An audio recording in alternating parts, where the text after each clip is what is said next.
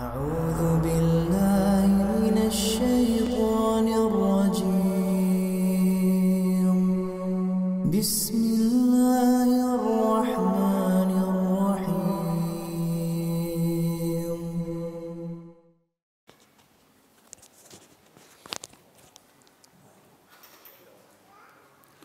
بسم الله الرحمن الرحيم. السلام عليكم ورحمة الله وبركاته. الحمد لله على إحسانه والشكر له على توفيقه وامتنانه. أشهد أن لا إله إلا الله وحده لا شريك له تعظيما لشأنه، وأشهد أن محمدا عبده ورسوله الداعي إلى رضوانه، وصلى الله وسلم وبارك عليه وعلى آله وأصحابه وإخوانه. Ma'asyiral muslimin dan muslimat yang semoga kita selalu dalam lindungan dan penjagaan Allah Subhanahu wa taala. Alhamdulillah, kita bersyukur kepada Allah Subhanahu wa taala atas karunia, nikmat, taufik, hidayah yang dengannya kita bisa berkumpul di rumah Allah yang kita cintai ini. Semoga perkumpulan kita pada pagi menjelang siang hari ini perkumpulan yang mendatangkan keberkahan dari Allah Subhanahu wa taala. Dan perpisahan kita dari perkumpulan ini tidak meninggalkan dosa di antara kita. Selawat beserta salam tak lupa pula kita hadiahkan kepada Nabi kita tercinta Nabi Muhammad sallallahu alaihi wasallam. Semoga kita termasuk umat beliau yang mendapatkan syafaat beliau kelak pada hari kiamat. Amin ya rabbal alamin. Masyarul muslimin jamaah yang semoga kita selalu dalam lindungan Allah Subhanahu wa taala. Insyaallah pada kesempatan yang singkat ini kita akan membahas sebuah tema yang sangat penting sekali. Kita sebagai hamba Allah Subhanahu wa taala, tujuan daripada kita di dunia ini dan semua orang, semua makhluk, tidak lain dan tidak bukan yang ingin dia raih, yang ingin dia gapai adalah cinta Allah Subhanahu wa taala. Yang jadi masalah bukan pengakuan kita semata cinta kepada Allah. Yang menjadi masalah adalah apakah Allah kembali cinta sama kita atau tidak. Kita ingat sebuah syair ya. Orang Arab mengatakan kullun yadda'i bil lailah, kullun yadda'i wasalan bil lailah, wal laila la tukirru bidzak. Banyak orang mengaku ada hubungan khusus dengan Laila, tapi Laila la tukirru bidzak. Lailanya sendiri tidak mengakui ada hubungan spesial dengan kita. Ini yang disebut dengan istilah peribahasa kita, cinta bertepuk sebelah tangan. Nah, ini yang kita khawatirkan. Jangan sampai kita hanya sekedar mengaku cinta Allah, cinta Allah, cinta Allah, tapi Allah tidak mengakui bahwa Allah mencintai kita.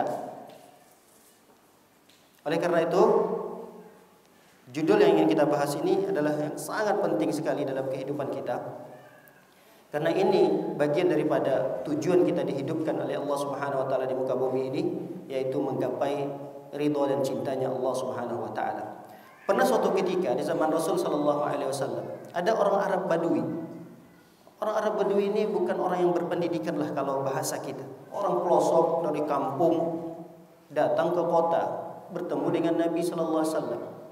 Biasanya kalau orang Badui itu kalau bertemu dengan seseorang enggak dilihat siapa dia. Apakah dia seorang pejabat, seorang presiden. Kita tahu di saat itu Rasul sallallahu alaihi wasallam adalah presiden. Tapi namanya orang Badui tidak memahami tata krama karena memang adat istiadatnya berbeda dengan adat istiadat orang kota. Ketika bertemu dengan Rasul sallallahu alaihi wasallam, dia langsung saja bertanya to the point.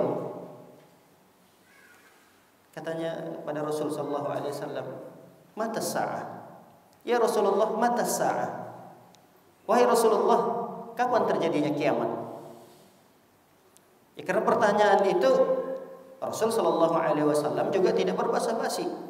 Lalu kemudian Rasul sallallahu alaihi wasallam bertanya kembali kepada Arab Badui ini. Kata Rasul sallallahu alaihi wasallam, "Madza a'datta laha?" Kau bertanya tentang kapan hari kiamat. Tapi apa yang engkau persiapkan untuk menghadapi hari kiamat itu?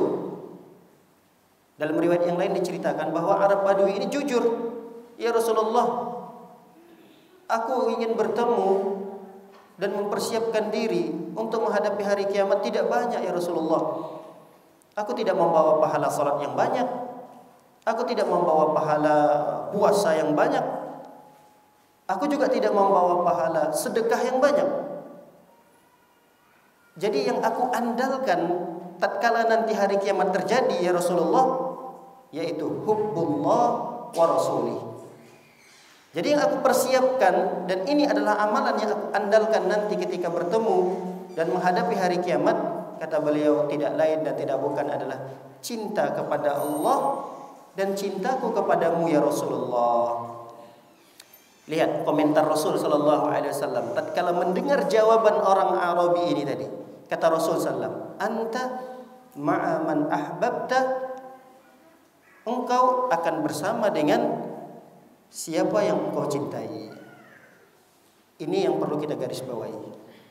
Kita kelak pada hari kiamat itu dikumpulkan oleh Allah Subhanahu wa taala dengan orang yang dulu siapa yang kita cintai di dunia ini? Siapa-siapa saja yang kita idolakan. Ya, kalau kita mengidolakan orang-orang kafir, bisa jadi kita masuk dalam golongan mereka.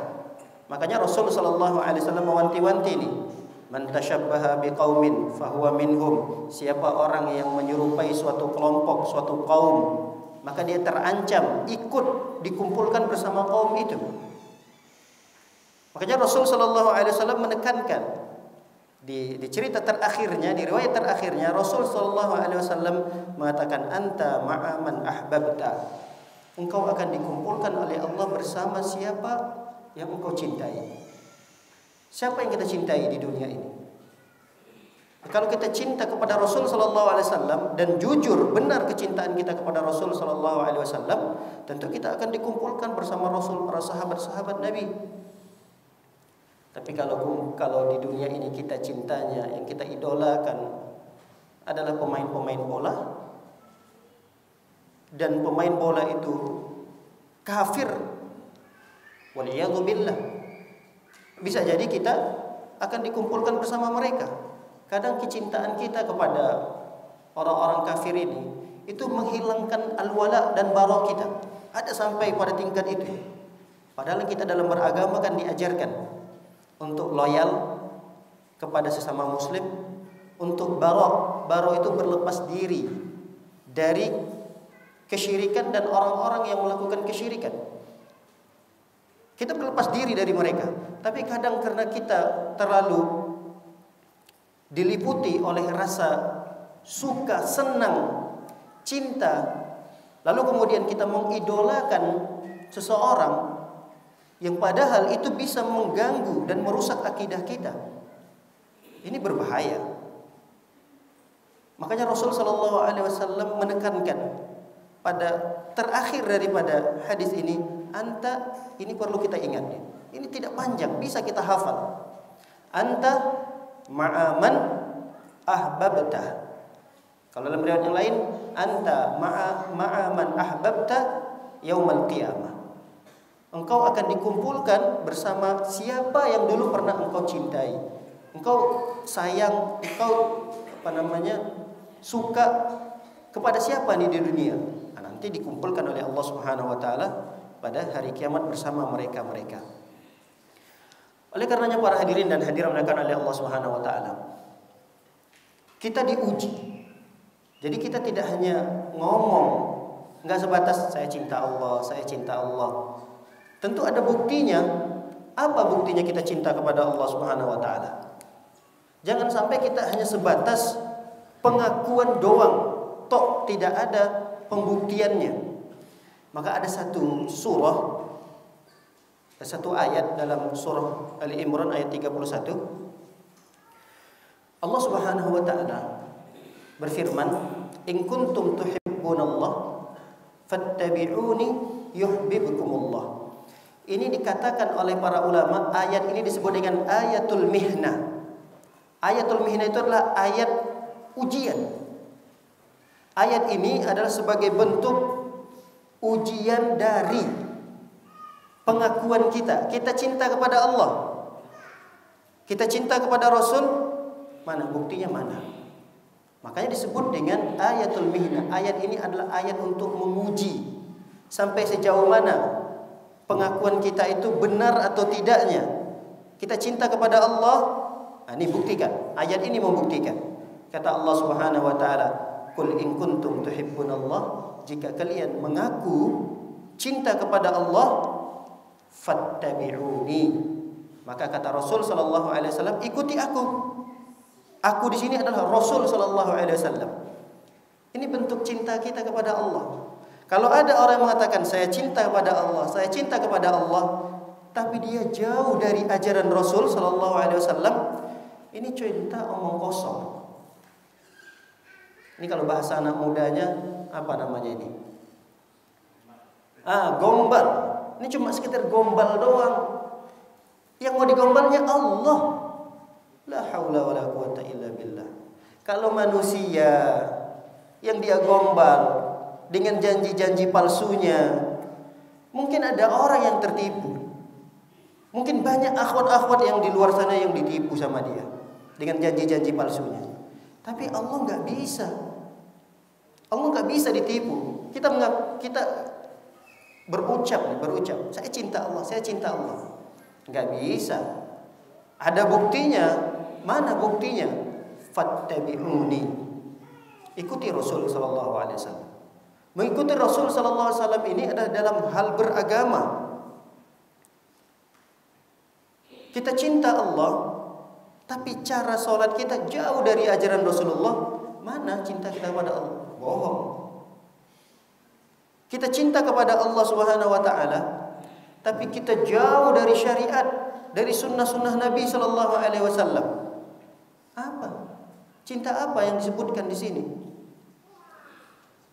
Kita cinta kepada Allah Subhanahu wa taala, tapi jalan kita tidak berada pada jalan yang ditempuh oleh para sahabat. Jauh sekali. Ini jalan ditempuh oleh para sahabat. Kita malah belok ke kiri, belok ke kanan. Mana bukti cinta kita kepada Allah Subhanahu wa taala? Buktikan. Buktinya adalah fattabi'uni, ikuti Rasul sallallahu alaihi wasallam. Oleh karenanya para hadirin dan hadirat dimuliakan oleh Allah Subhanahu wa taala, menunjukkan bahwa cinta kepada Allah Subhanahu wa taala adalah perkara yang penting. Rasul sallallahu alaihi wasallam mengajarkan kita sebuah doa. Mengajarkan kita sebuah doa, dan doa ini didapatkan oleh Rasul sallallahu alaihi wasallam dari Nabi Daud. Jadi ini doa bukan sekedar diamalkan oleh Rasul dan para sahabat. Ternyata doa ini sudah jauh diamalkan oleh umat-umat sebelum kita. Ini kalau bisa dihafalkan ini. Kalau bisa dihafalkan doa ini. Yang sudah hafal alhamdulillah, tinggal diperbanyak saja. Ada yang sudah hafal doanya ini? Saya kira sudah hafal. Ada yang sudah hafal? Ada yang sudah hafal doanya? Meminta agar Allah mencintai kita dan kita cinta kepada Allah Subhanahu wa taala.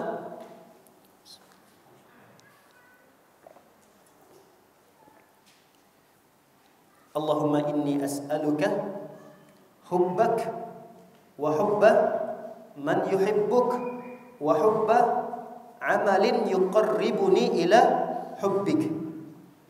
Allahumma inni. Kami ulangi.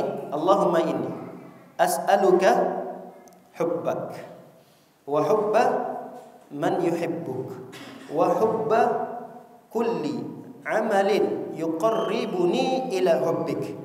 Allahumma ja'al hubbaka ahabba ilayya min ahli wa min mali wa min al-ma'il barid. Subhanallah, ini doa sangat bagus sekali. Ada yang sudah hafal? Sudah hafal? Masya Allah. Ini PR bagi kita ya. Yang belum hafal dihafalkan, yang sudah hafal dimurajaah lagi. Allahumma inni as'aluka hubbak. Ya Allah, aku minta kepadamu hubbak. Mohon berikan aku kemudahan untuk mencintaimu ya Allah. Allahumma inni as'aluka hubbak wa hubba man yuhibbuk. Ya Allah, berikan juga kemudahan bagiku untuk mencintai orang-orang yang mencintaimu ya Allah. Jadi kita tidak hanya minta kepada Allah agar dimudahkan untuk mencintai Allah, tapi berikan juga ya Allah kemudahan aku bisa mencintai orang-orang yang mencintaimu ya Allah. Kadang kan kita bisa saja antara kita dengan yang lain, ini sama-sama satu majelis, sama-sama satu jamaah, sama-sama satu kajian, tapi ada di antara kita itu punya sifat dongkol, jengkel, hasad, dengki sama orang lain ada. Itu tidak bisa dihindari, itu sifat manusia. Iri, dengki kepada orang lain itu biasa. Biasa. Jangankan kita, di zaman para sahabat saja ada kok sama dengki. Istri Nabi SAW memiliki sifat kecemburuan. Ya kita juga pasti dalam kehidupan sosial kita cemburu pada fulan, kita nggak suka sama fulan, ada. Tapi itu harus kita hilangkan. Harus kita hilangkan. Di antara cara kiat agar kita bisa menghilangkan penyakit hati bentuknya cemburu ini, Rasul sallallahu alaihi wasallam mengajarkan kita minta wa hubba man yuhibbuk. Ya Allah, mudahkan aku untuk mencintai orang-orang yang mencintaimu ya Allah. Kemudian yang ketiga kita berdoa wa hubba amalin yuqarribuni ila hubbik. Ya Allah, mudahkan juga aku mencintai amalan-amalan yang bisa mendekatkan kepada cintaanmu ya Allah. Banyak amalan-amalan yang bisa mendatangkan cinta Allah Subhanahu wa taala. Semua ketaatan, semua ibadah itu pasti mendatangkan kecintaan Allah Subhanahu wa taala. Makanya Ibnu Qayyim atau gurunya Ibnu Taimiyah rahimahullah taala, Imam Ibnu Taimiyah mendefinisikan ibadah itu adalah ismun jami'un likulli ma yuhibbullah wa yarda. Ibadah itu adalah satu nama yang mencakup apa saja yang dicintai dan diridhai oleh Allah. Jadi apa saja yang dicintai dan diridhai oleh Allah itu ibadah. Itu artinya setiap ibadah yang kita lakukan itu pasti mendatangkan kecintaan Allah Subhanahu wa taala.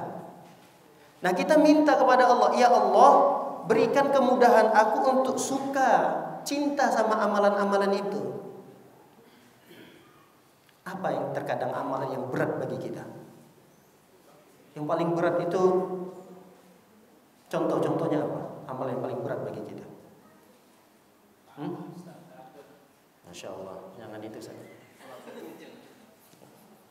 Ngeri itu. Salat subuh, Masya Allah, salat subuh. Salat subuh itu berat. Apalagi di siangnya kita sudah capek, lelah. Ditambah lagi di malamnya, belum selesai pekerjaan, kita masih lanjutkan. Kadang kita tidur larut malam. Kita istirahat di malam itu baru hitungan 1 jam atau 2 jam. Mungkin ada yang 3 jam. Bayangkan di malam itu baru istirahat 3 jam. Di malam tersebut Allah memanggil dengan panggilan azannya untuk memanggil kita, ayo ke masjid, hayya 'alas shalah. Waduh, udah terdengar nih suara azan. Tapi berat sekali. Kaki kita itu turun dari kasur itu berat sekali. Mata kita ini kayaknya ada 100 kilo yang himpit, nggak bisa dibuka. Berat. Itu semua tidak akan mungkin diberikan kemudahan oleh Allah Subhanahu wa taala kecuali dengan pertolongan. Dan pertolongan Allah ini nggak mungkin kita bisa dapatkan kecuali dengan berdoa, minta kepada Allah. Minta. Makanya Rasul sallallahu alaihi wasallam mengajarkan doa ini supaya kita suka kepada satu amalan yang amalan itu bisa mendatangkan kecintaan Allah Subhanahu wa taala. Lalu dilanjutkan lagi doanya. Rasul sallallahu alaihi wasallam melanjutkan, Allahumma ja'al hubbaka ahabba ilayya min nafsi wa ahli wa minal ma'il barid. Kata Rasul sallallahu alaihi wasallam, ya Allah, jadikanlah kecintaanku kepadamu ya Allah, ahabba, lebih aku cintai min nafsi, dari diriku, wa min ahli, dari keluargaku, wa minal ma'il barid, dan dari air yang dingin. Kami ulangi potongan doa yang kedua ini. Ya Allah, jadikanlah kecintaanku kepadamu ya Allah lebih besar daripada kecintaanku terhadap diriku. Ada yang di antara kita yang tidak cinta pada diri kita. Ada yang tidak suka pada diri sendiri. Dengan begitu misalnya dia sakiti dirinya, dia bakar dirinya. Gak mungkin. Semua kita pasti cinta pada diri kita. Ya Allah, jadikan kecintaanku kepadamu ya Allah melebihi cintaku kepada keluarga. Ada di antara kita yang tidak cinta pada keluarganya? Gak mungkin. Terutama orang tuanya. Kedua orang tuanya, ibunya, bapaknya. Naluri manusia, fitrah manusia, dia mencintai orang tua.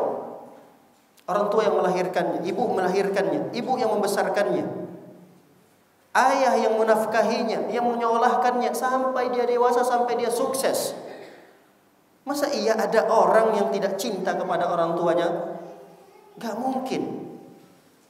Tapi kata Rasulullah SAW, ya Allah, jangan sampai kecintaanku kepada keluargaku, jangan sampai kecintaanku kepada istri anakku, jangan sampai kecintaanku kepada kedua orang tuaku ini mengalahkan cintaku kepada Allah. Jangan sampai. Ini yang berbahaya. Kadang kita tidak sadari.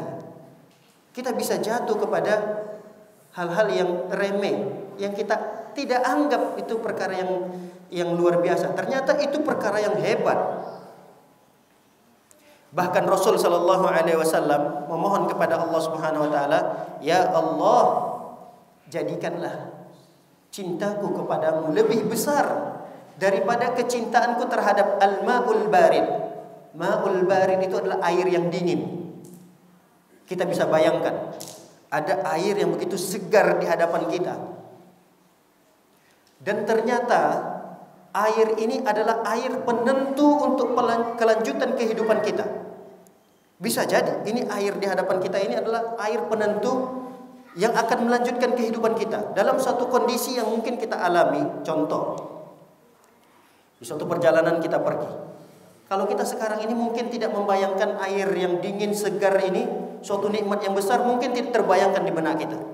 Tapi kalau orang Arab ini di tengah-tengah padang pasir mendapati air yang segar seperti ini kenikmatan yang luar biasa di mereka. Kalau di kita kan biasa aja, air gampang dicari, haus tinggal mampir di warung beli air, gampang. Tapi kalau kita bisa bayangkan satu kondisi yang kita sangat butuh sekali air, kita sudah tidak minum sehari semalam, kita sudah tidak mendapatkan air, belum mendapatkan air, sudah masuk hari kedua belum mendapatkan air.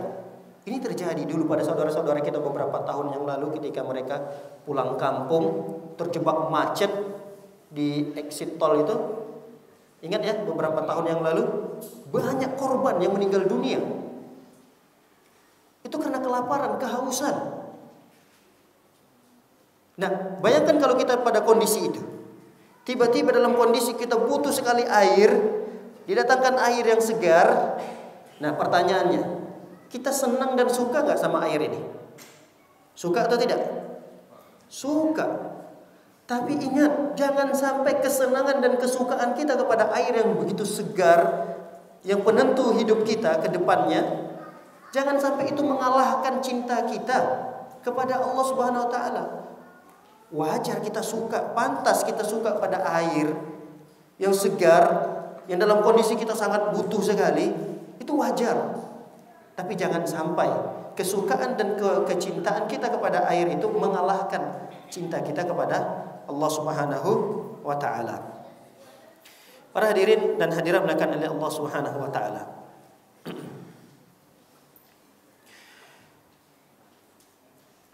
Ada sebagian saudara-saudara kita, mungkin kita. Kadang ada masanya kita lebih mendahulukan keluarga kita daripada Allah Subhanahu wa taala.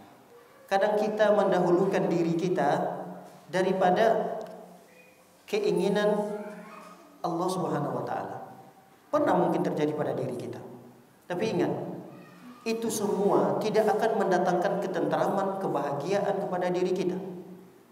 Ketika kita terlalu berlebihan dalam mencintai dunia, apakah itu keluarga, harta kita, bahkan diri kita sendiri, sampai kecintaan itu mengalahkan cinta kita kepada Allah, ingat, itu tidak akan mendatangkan kebahagiaan sempurna bagi kita di dunia ini. Bahkan sebaliknya,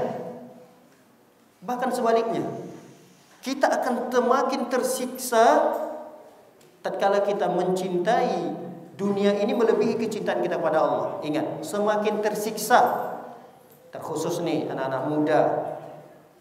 Ini santri-santri atau siswa. Ini siswa-siswa SMA, SMP, hati-hati ini. Ketika kita mencintai, apalagi yang tidak halal buat kita. Yang halal saja, yang halal. Ini halal kok untuk kita cintai, halal. Cuma kecintaan itu mengalahkan kecintaan kita kepada Allah Subhanahu wa taala. Ini akan mendatangkan kehancuran, kesengsaraan, kebinasaan. Iya. Firman Allah Subhanahu wa taala dalam surah Taubah ayat yang ke-24. Kata Allah Subhanahu wa taala, "Qul in kana aba'ukum wa abna'ukum wa ikhwanukum wa azwajukum wa 'ashiratukum wa amwalun iftaraqtumuha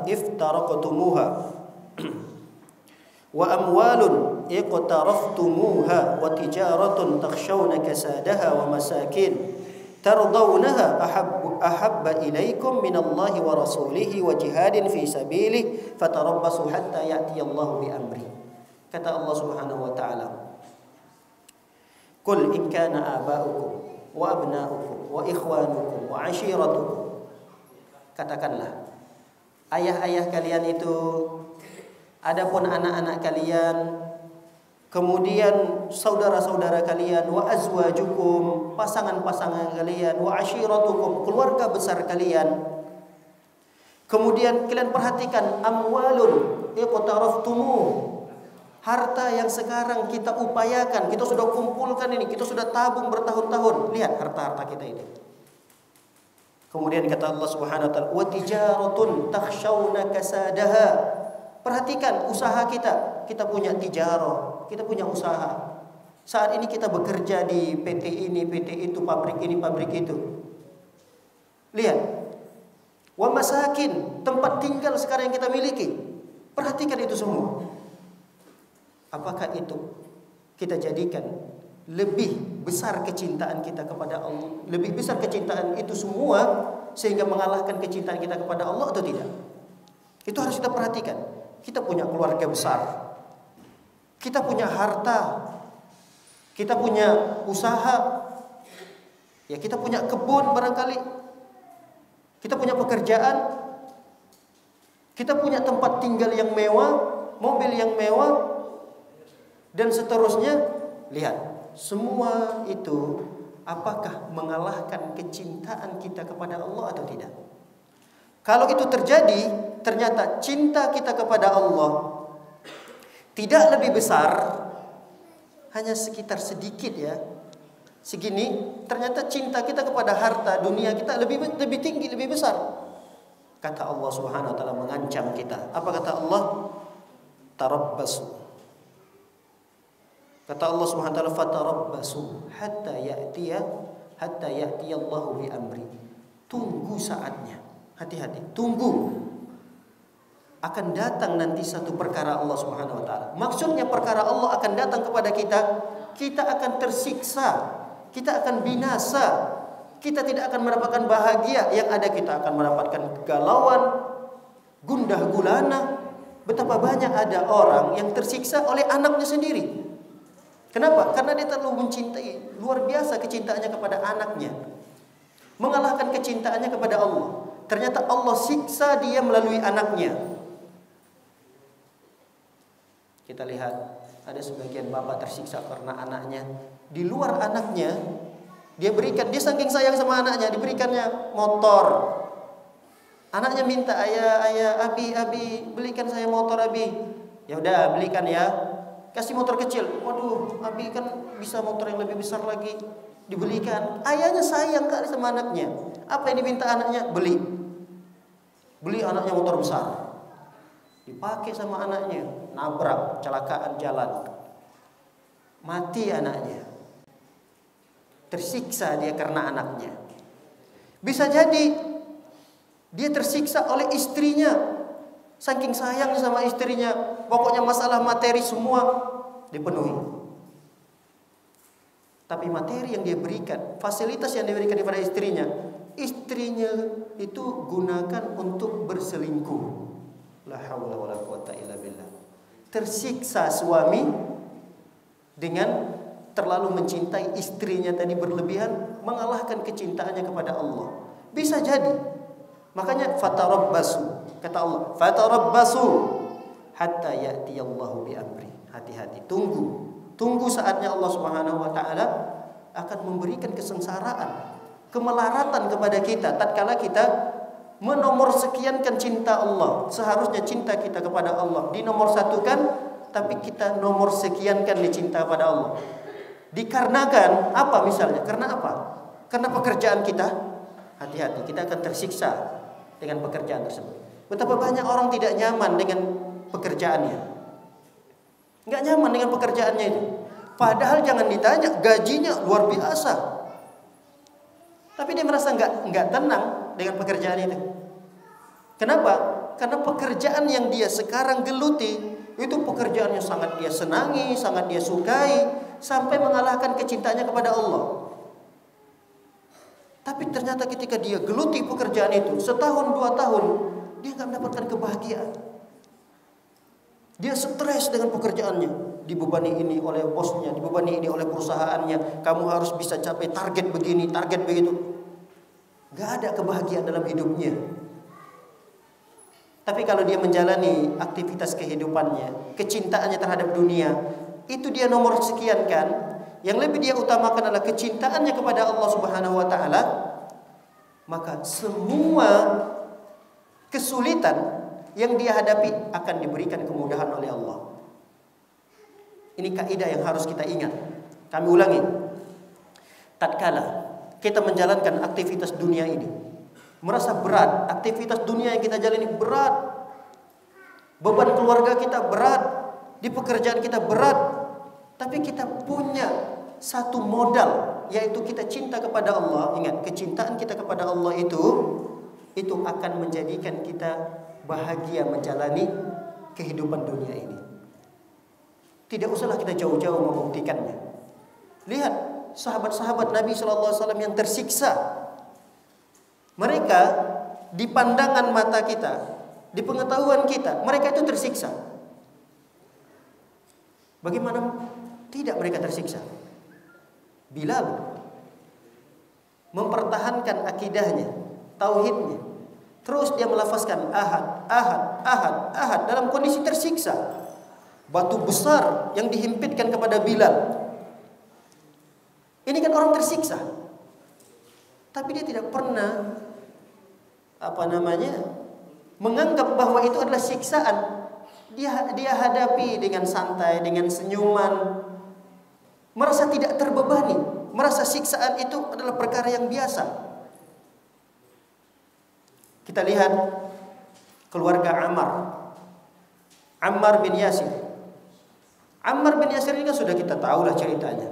Bagaimana seorang ibunya Sumayyah yang disiksa oleh orang kafir Quraisy, diikat ibunya tersebut, disiksa dengan ditusuk kemaluannya sampai keluar ke mulut, mati di tempat.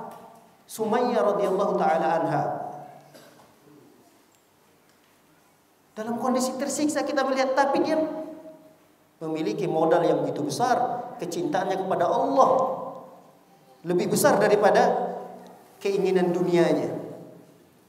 Yasir, suami Sumayyah sekaligus ayah daripada Ammar, disiksa sampai mati di tempat juga. Kemudian Ammar bingung nih. Mulai pada giliran dia, orang-orang kafir Quraisy berpindah kepada Ammar. Ammar gak ingin mati konyol. Dia memilih rukhsah. Ada keringanan yang diberikan oleh syariat ini. Dia boleh mengucapkan kalimat kufur, tapi hatinya tetap beriman. Ini disebut dengan rukhsah. Namun kedua orang tuanya tidak mengambil rukhsah itu. Dia tetap azimah. keteguhannya dalam tauhid, dalam mempertahankan akidahnya, dia tetap amalkan itu walaupun konsekuensinya dia harus mati. Tapi kalau Ammar enggak. Ammar dia melihat kedua orang tuanya sudah meninggal dunia, dia juga tidak pengen ikut bersama kedua orang tuanya, sehingga dia mengatakan, "Ya, saya akan tinggalkan agama Muhammad dan saya akan kembali kepada agama nenek moyang saya." Kalimat kufur keluar dan terlontar dari mulut Ammar. Ammar dalam kondisi tersiksa, tapi dia bisa bahagia dalam menjalani kehidupan dunia itu. Kenapa? Karena dia punya modal begitu besar, kecintaannya kepada Allah. Begitulah dalam kehidupan kita. Kita ini punya beban begitu berat. Tapi kalau beban yang berat itu tidak kita ringankan dengan cinta kita kepada Allah, ini akan bertambah berat. Tambah stres kita. Betapa banyak orang gelap mata sehingga mengakhiri hidupnya dengan bunuh diri. Saking stresnya, nggak kuat lagi dengan beban hidup ini. Orang kalau punya beban hidup, dia harusnya minta tolong kepada Allah Subhanahu wa taala agar diberikan solusinya. Inilah bentuk kecintaan seseorang kepada Allah Subhanahu wa taala.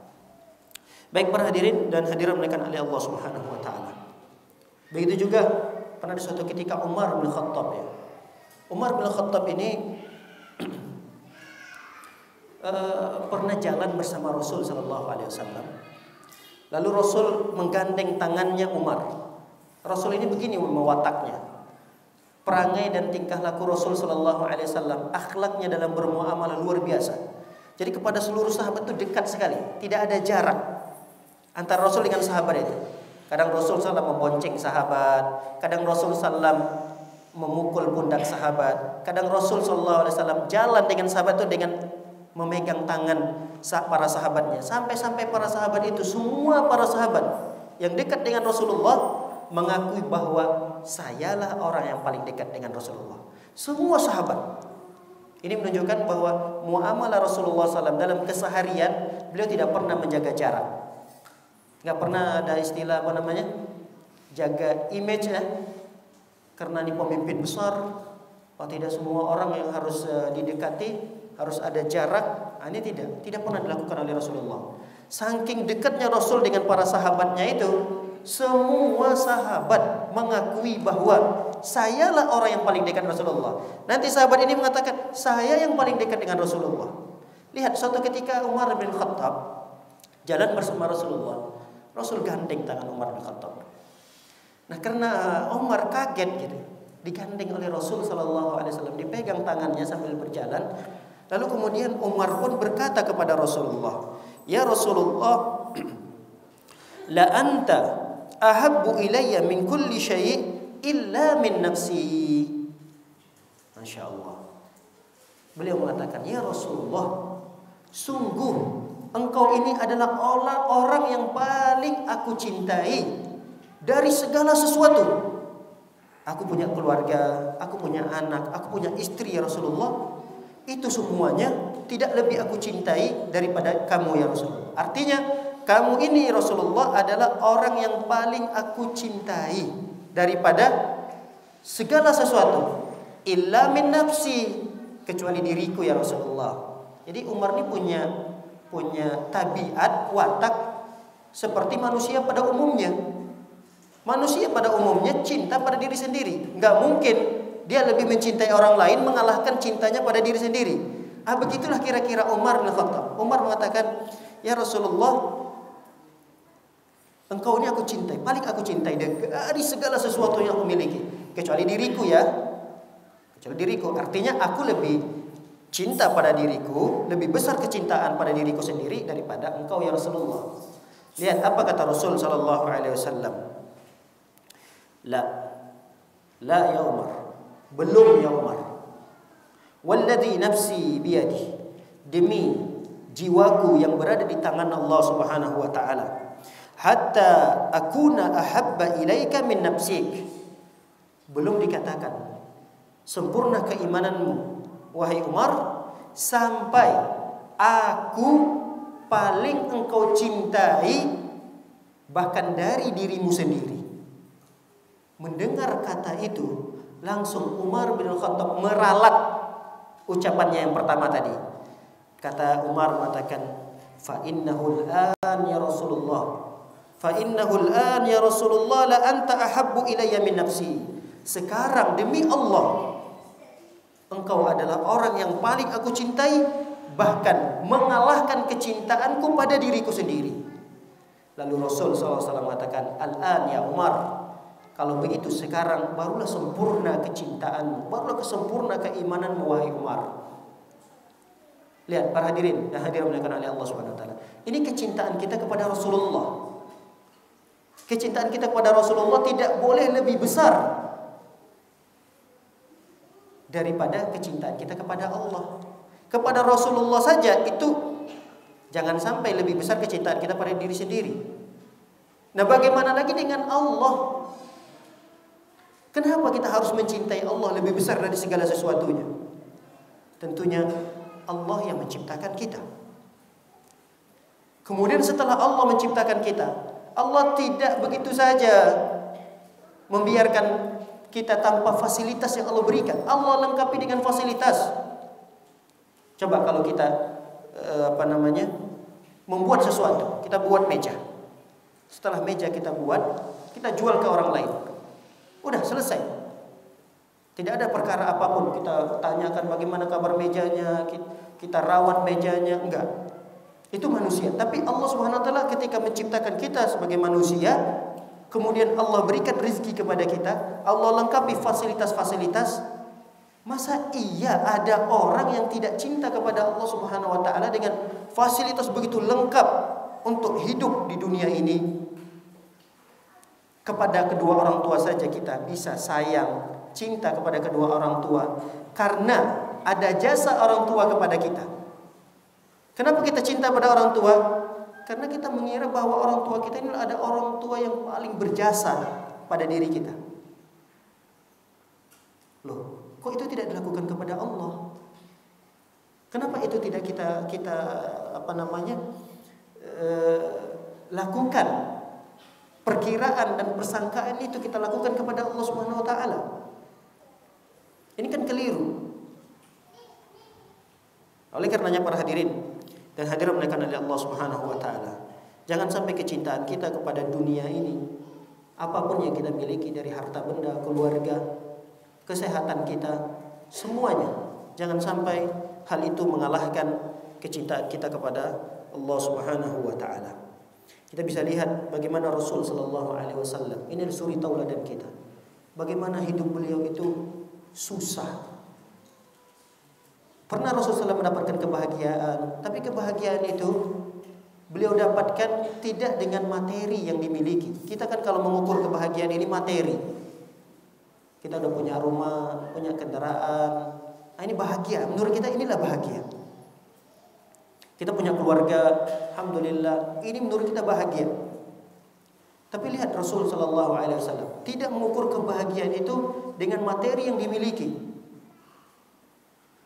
Kebahagiaan yang hakiki yang harusnya kita syukuri adalah tatkala kecintaan kita kepada Allah masih bertancap kuat di dalam jiwa kita. Itu kenikmatan yang luar biasa. Itu kebahagiaan yang harus kita syukuri. Perhatikan Rasul sallallahu alaihi wasallam, kehidupan kesehariannya. Rasul itu istirahatnya di atas pelepah-pelepah kurma yang disulam. Pelepah kurma yang kasar itu kulitnya diambil, kemudian disulam, dijadikan tikar, kasur tempat Rasul SAW istirahat tidur.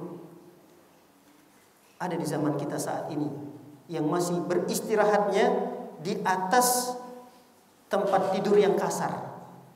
Kita sekarang di sini ada yang seperti itu? Ada? Mungkin gak ada. Oh ada Ustaz, tapi mungkin sejam 2 jam untuk istirahat sebentar, gelar tikar karpet biasa doang di atas lantai. Mungkin ada, tapi kita punya tempat istirahat yang jauh lebih nyaman daripada apa yang disebutkan, apa yang dikisahkan oleh para sahabat terkait Rasul sallallahu alaihi wasallam alami. Sampai-sampai Umar bin Khattab Umar bin Khattab melihat kondisi Rasul sallallahu alaihi wasallam bangun tidur dari tempat sulaman pelepah korma tadi sampai berbekas di punggung Rasul sallallahu alaihi wasallam. Dalam riwayat yang lain sampai berbekas di sisi kanan Rasul sallallahu alaihi wasallam. Terlihat bekas-bekas apa namanya itu? Paham ya? Anyaman pelepah itu terlihat di punggung Rasulullah, di sisi kanan badan Rasul sallallahu alaihi wasallam. Melihat kondisi seperti itu Umar menangis. Padahal di zaman itu kaum muslimin sudah jaya-jayanya, sedang jaya-jayanya. Beberapa peperangan-peperangan sudah dimenangkan oleh kaum muslimin. Harta peperangan yang disebut dengan ghanimah itu banyak di Baitul Mal. Andai kata Rasul sallallahu alaihi wasallam pengen, tinggal ucapkan aja kepada para sahabatnya. Apa susahnya bagi Abu Bakar? Apa susahnya bagi Umar? Ini sahabat-sahabat orang kaya raya. Apa susahnya bagi Abdurrahman bin Auf? Ini sahabat luar biasa kaya raya. Andai kata Rasul SAW tinggal ucapkan, Umar, tolong saya carikan tempat tidur yang empuk. Saat itu datang, saat itu bisa tersedia.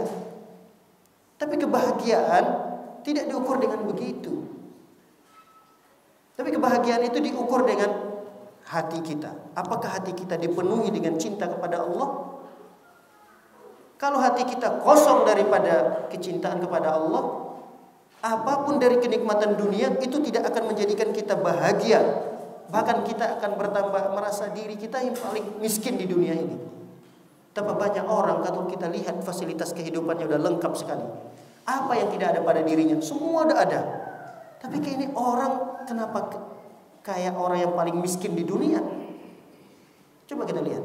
Orang-orang yang jauh dari agama, orang-orang yang kosong hatinya dari kecintaan kepada Allah. Secara zahir kita lihat ini orang sudah berkecukupan, sudah punya ini, punya itu, punya ini, punya ini. Tapi kelihatannya ini orang kayak orang yang paling miskin sedunia. Seringkali kalau ketemu sama kita, ceritanya apa? Aduh, saya pengennya beli ini, saya punya ini tuh kayaknya nggak nyaman bagi saya. Ini nggak pas buat saya. Saya pengen cari yang ini. Sudah ada dibelikan lagi kendaraan, sudah nyaman, menurut kita udah bagus banget. Dia merasa nggak nyaman juga, merasa nggak enak juga lagi. Dia jual lagi, beli lagi, atau tambah lagi dan seterusnya. Kayaknya orang yang paling butuh terhadap fasilitas dunia itu dialah di dunia ini. Padahal ada orang-orang yang masih goes sepeda, kemana-mana pakai sepeda. Ada yang mungkin cuma motornya ya jauh lah dari layak kalau kita katakan. Tapi tidak pernah terucap dari lisannya itu, Masya Allah, dia orang yang paling susah. Kemana-mana dia pakai sepeda, nggak pernah terucap dari lisan. Kenapa? Karena dia memiliki kekayaan yang begitu besar dalam hatinya, yaitu cinta kepada Allah begitu besar. Lihat Rasul Sallallahu Alaihi Wasallam. Rasul ketika Umar dalam kondisi menangis, sedih Umar melihat Rasul Sallallahu Alaihi Wasallam ini. Kenapa sih Rasul SAW? Andai kata kalau memang mau diambil kasur yang mau dipakai oleh Kaisar Romawi, Umar bisa datangkan, sahabat-sahabat yang lain bisa datangkan. Singgasana Rasul SAW, andai kata mau singgasana, bangku khusus. Biasanya kan raja itu ada bangku khususnya, yang mewah, yang mungkin itu dipakai oleh raja-raja besar. Di saat itu ada dua kerajaan adidaya, yaitu Romawi dan Persia. Ini kan dua kerajaan besar, bergelimang harta mereka. Dua raja ini bergelimangan harta, tinggal di istana yang begitu megah. Apa yang diinginkan, berupa makanan apa yang ingin dicicipi, langsung hadir. Ketika Rasul SAW ingin hal yang sama seperti dua raja besar itu, bisa dilakukan oleh para sahabat. Siapa bilang gak bisa? Jangan anggap tidak ada di antara para sahabat saudagar kaya raya. Ada, banyak. Tapi Rasul SAW tidak ingin memanfaatkan para sahabatnya. Rasul lebih bahagia dengan kondisi beliau saat itu. Ingin mengajarkan kepada para sahabat, beginilah sikap tawadhu, wara yang dimiliki oleh Rasul SAW yang akan diwariskan kepada para sahabat-sahabat.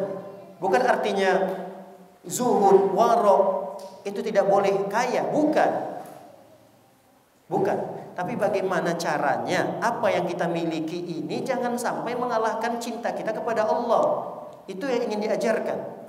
Sekali lagi, Islam tidak sama sekali melarang seseorang itu kaya raya, tidak terlarang.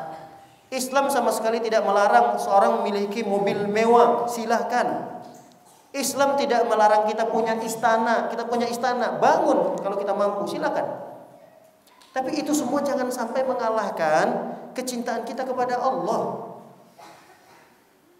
Rasul sallallahu alaihi wasallam mengatakan kepada Umar, apa pesan Rasulullah? Mali walid dunya.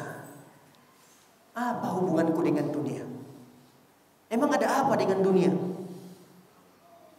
Kata Rasul SAW, innama mathali wa mathalud dunya kamathali rakibin.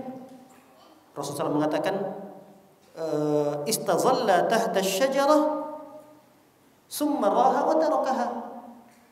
Kata Rasul SAW, sungguh perumpamaanku dengan dunia ini itu ibarat seorang rakib. Rakib itu musafir yang menempuh perjalanan jauh, tiba masanya dia capek, pengen istirahat, berteduhlah di bawah pohon. Pertanyaannya, apakah ketika kita berteduh di bawah pohon yang kita belum sampai pada tempat tujuan, itu akan kita jadikan tempat selama-lamanya?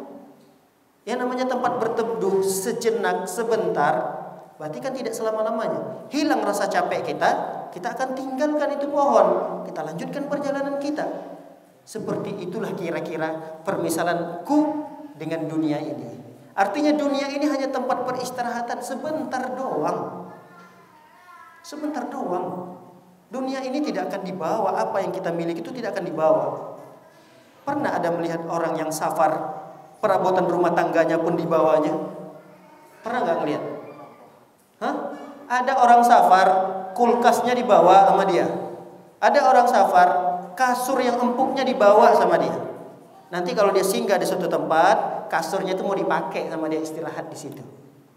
Dibawanya kulkasnya, nanti kalau dia istirahat di satu tempat, dia bisa minum minuman yang segar, maka kulkasnya dibawa sama dia. Gak ada orang yang safar seperti itu. Orang yang safar, dia akan bawa apa yang dia butuhkan saja. Udah, sesuatu yang tidak dia butuhkan, dia tinggalkan. Itulah yang ingin diajarkan. Pesan inilah yang ingin disampaikan oleh Rasul SAW kepada kita. Dunia ini yang kita miliki gak akan kita bawa. Istana yang kita punya gak akan kita bawa. Kendaraan yang mewah yang kita punya gak akan kita bawa. Ya, apa yang kita butuhkan di akhirat, itulah yang akan kita bawa. Maka ketika kita punya sisa-sisa umur ini, kita harus tahu mana bekal-bekal kita yang akan kita bawa di akhirat. Jangan sampai kita sibuk mengumpulkan sesuatu di dunia ini, tapi sesuatu itu ternyata bukan menjadi bekal kita nanti di akhirat, malah menjadi beban kita di akhirat. Jangan sampai. Nah, apa bekal kita yang paling utama? Cinta kita kepada Allah Subhanahu wa taala. Cinta kita kepada Allah itu adalah bekal utama yang akan kita bawa menghadap Allah nanti pada hari kiamat. Makanya tadi Rasul SAW mengatakan, anta ma'aman ahbabta, engkau akan bersama dengan siapa yang engkau cintai. Jadi cinta itu adalah bekal yang paling utama kita bawa ketika kita bertemu dengan Allah Subhanahu wa taala pada hari kiamat. Baik para hadirin dan hadirat dimuliakan oleh Allah Subhanahu wa taala. Apa kira-kira efek daripada cinta kita kepada Allah ini? Apa yang terjadi pada diri kita tatkala kita sudah mengupayakan cinta kita begitu besar kepada Allah Subhanahu wa taala? Maka di antara yang terjadi pada diri kita adalah hati kita itu semakin lembut.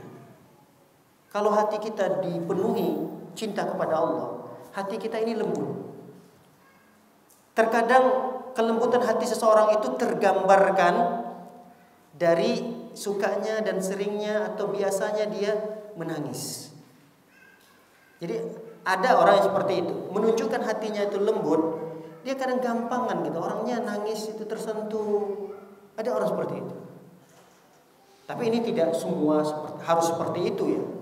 Jangan sampai kita menuduh orang lain yang dia mungkin sulit untuk menangis kalau kita katakan hatinya keras. Enggak. Tapi umumnya orang kalau punya hati yang lembut, dia mudah tersentuh. Nah ini ketika orang memiliki hati yang lembut seperti ini hati dikuasai oleh cinta yang begitu besar kepada Allah Subhanahu wa taala. Lihat Abu Bakar radhiyallahu taala anhu. Itu digelari dengan rajulun bakka. Bakka itu bukan orang yang menangis saja, tidak, tapi orang yang sering dan suka menangis, gampangan menangis. Itu Abu Bakar. Pernah suatu ketika Rasul sallallahu alaihi wasallam jatuh sakit di akhir-akhir hayat Nabi sallallahu alaihi wasallam, sampai Rasul itu 3 hari tidak bisa ke masjid. Di akhir-akhir hayat Rasulullah mencoba untuk berdiri, bangun, pingsan lagi. Rasul SAW sadar dari pingsannya, minta diambilkan air untuk berwudu. Rasul balurkan air ke seluruh tubuhnya. Dalam kondisi Rasulullah panas tinggi, Rasul mencoba untuk bangun berdiri, ingin mengimami para sahabat yang ingin sholat ketika itu. Jatuh lagi, pingsan yang kedua kalinya. Rasul melihat yang ketiga kalinya, kayaknya saya nggak bisa ngimamin para sahabat. Wahai Aisyah, tolong perintahkan Abu Bakar untuk menggantikan saya, mengimami para sahabat. Kata Aisyah, ya Rasulullah, jangan Abu Bakar. Abu Bakar itu rajulun bakka. Dia orang yang suka nangis. Nanti nggak kuatan dia. Kalau dia ngimamin, nanti dia nggak selesai sholatnya, dia nangis terus gitu. Lalu Rasulullah pingsan yang ketiga kalinya. Ketika sadar, Rasul bertanya lagi, wahai Aisyah, sudahkah engkau jalani perintahku tadi untuk menyuruh Abu Bakar mengimami para sahabat? Kata Aisyah, belum ya Rasulullah. Terlihat sedikit wajah Rasulullah agak tidak senang gitu dengan sikap Aisyah tidak memenuhi perintah Rasul sallallahu alaihi wasallam. Kata Rasulullah, perintahkan Abu Bakar.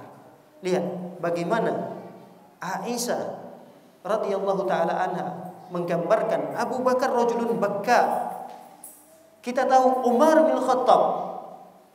Umar bin Khattab ini bukan seorang laki-laki yang cengeng.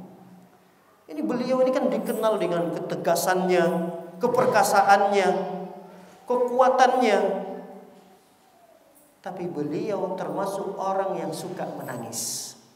Sampai-sampai dalam riwayat diceritakan, saking seringnya Umar bin Khattab ini nangis, itu sampai berbekas. Di pipinya itu sampai berbekas. Seperti ada aliran air, kan biasanya kalau kalau sering hujan, misalnya hujan terus jalan di situ akan menjadikan aliran air gitu. Tali air ya. Tali air. Air sering mengalir itu akan menjadi jalan air gitu. Nah, di pipi Umar itu terlihat agak ada seperti tali air yang mungkin air matanya terus mengalir di situ. Sehingga saking seringnya dia menjadikan bekas di pipinya. Ini Umar bin Khattab. Bagaimana kecintaan beliau begitu besar kepada Allah Subhanahu wa taala. Baik. Yang kedua, apa yang terjadi pada diri kita tatkala kita memiliki kecintaan Allah begitu kuat di dalam hati dan jiwa kita, maka akan mudah bagi kita berkorban harta. Akan mudah bagi kita untuk mengeluarkan harta kita, ini mudah sekali. Tapi syaratnya kecintaan kita besar ya di dalam hati kita. Apa sih kepentingan Islam? Apa sih kepentingan dakwah ini? Apa sih yang dibutuhkan dakwah ini? Selama kita bisa membantu, selama ada harta yang kita miliki, keluarkan. Enggak berat tangannya. Tangannya itu enggak suka begini gitu. Sukanya lepas saja, lepas. Selama tidak memudaratkan dirinya dan tidak memudaratkan keluarganya, dia akan membuka tangannya. Artinya apa? Mudah bagi dia untuk mendarmakan sebagian hartanya itu untuk kepentingan cintanya kepada Allah Subhanahu wa taala. Makanya para sahabat kita melihat luar biasa pengorbanan mereka di awal-awal perjuangan Islam. Khadijah, ibunda kita tercinta, radhiyallahu taala anha, orang yang dikisahkan di dalam banyak riwayat termasuk saudagar yang kaya raya, orang terpandang dengan hartanya yang banyak, menikah dengan Rasul sallallahu alaihi wasallam. Apa yang dibutuhkan dari dakwah yang dijalankan oleh Rasulullah itu dipenuhi oleh Khadijah. Sampai beliau meninggal dunia tidak tersisa lagi hartanya. Ada beberapa kebun, yang kebun itu juga ya tidak banyak lah yang ingin diwariskan kepada Fatimah. Ketika Rasul SAW meninggal dunia, tinggal satu ahli waris Rasulullah, Fatimah. Tapi itu harta tidak banyak. Lihat bagaimana pengorbanan Abu Bakar, Umar, ketika Rasulullah SAW sangat membutuhkan biaya peperangan tatkala itu. Besar sekali biayanya. Lalu kemudian Rasul SAW mengumpulkan para sahabatnya. Siapa di antara para sahabat yang ingin mendarmakan, menginfakkan hartanya untuk persiapan perang kita?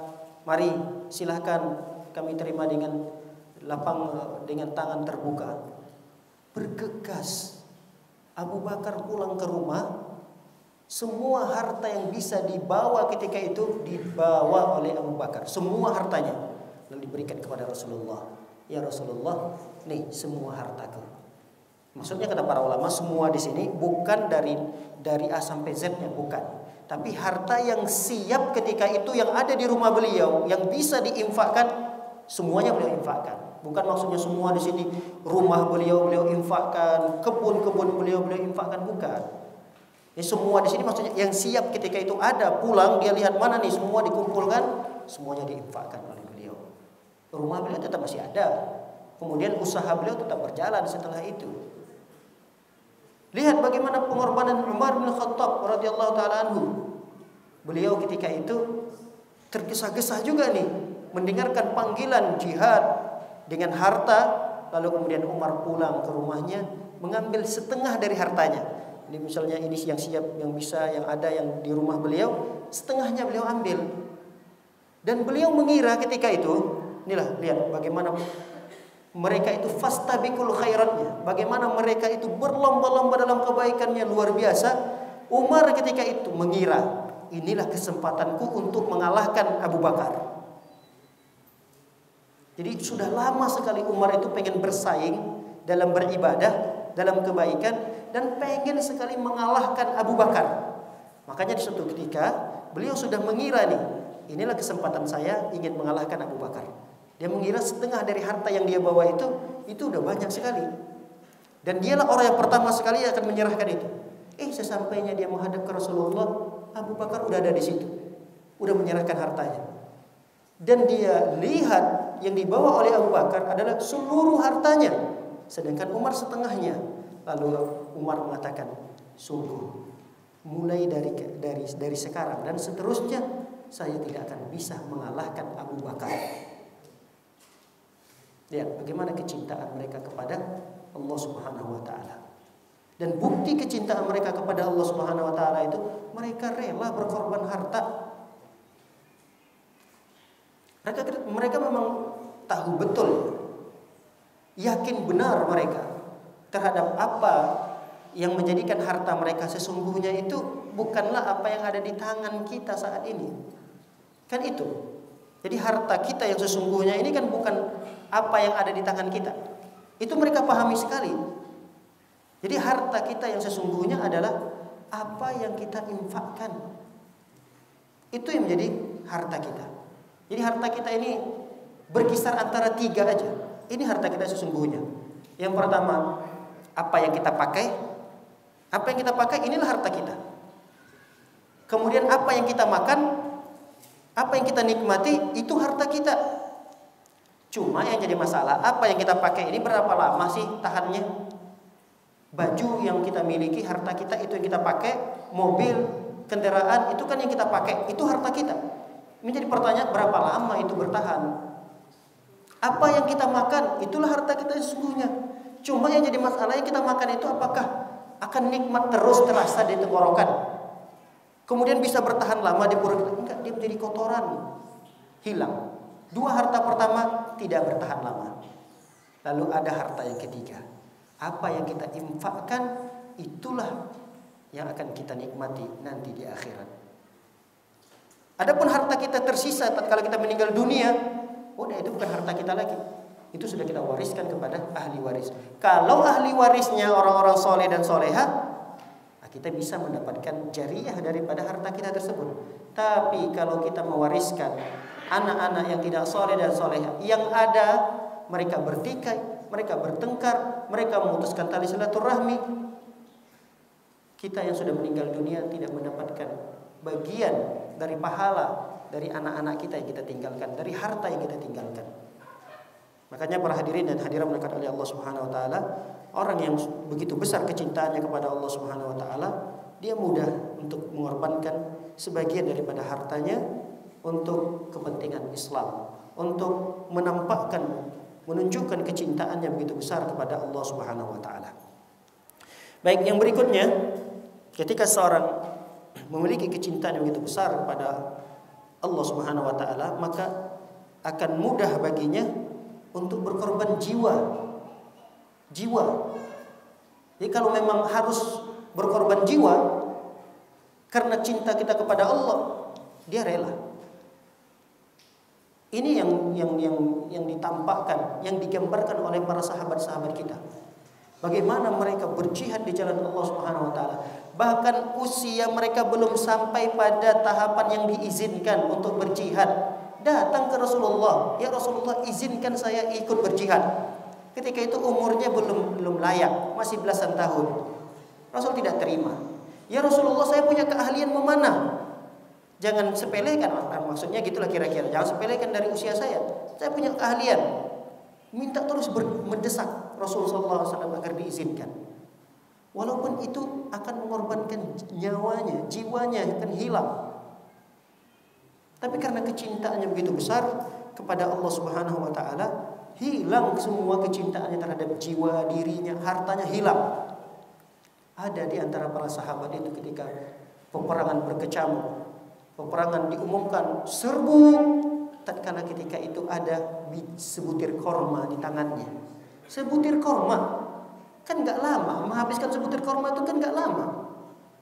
Andai kata serang, kata panglima perangnya, dia masih sempat makan korma itu, sebenarnya masih sempat, enggak banyak kok waktu yang habis.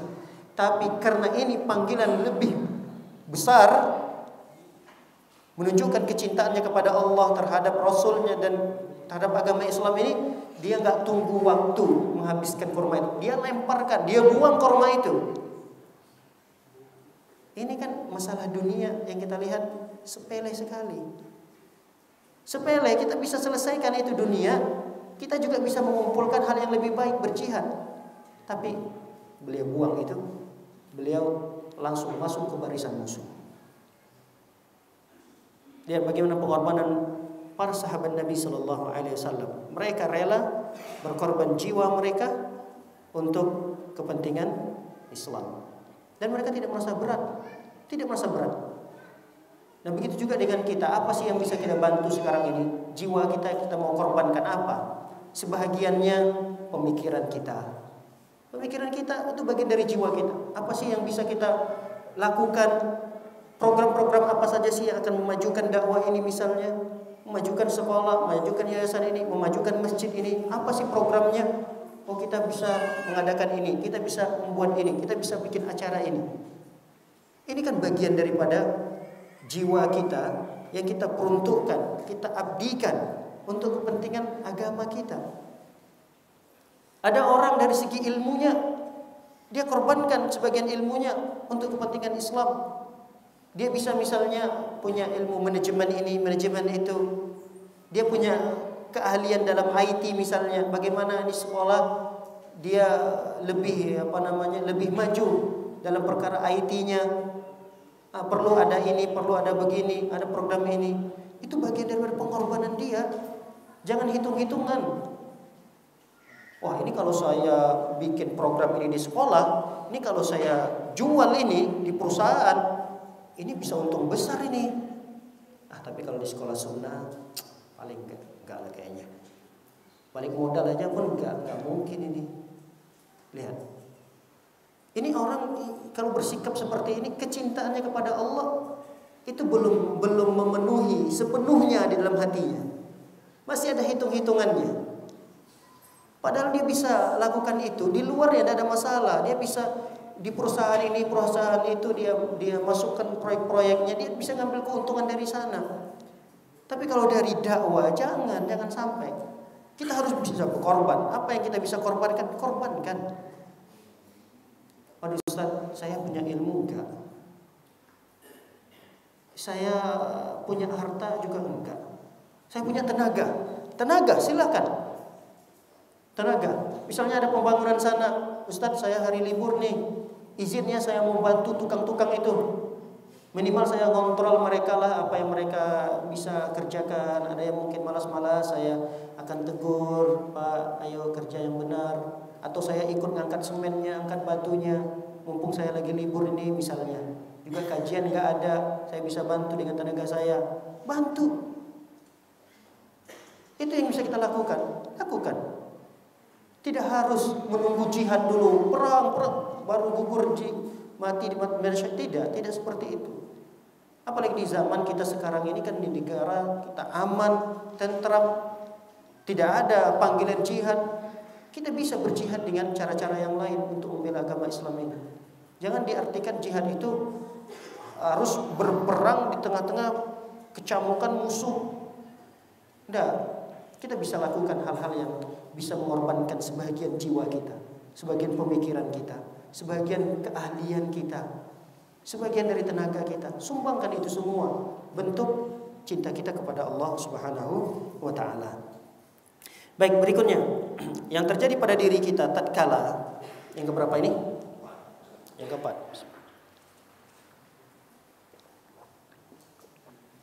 Yang keempat,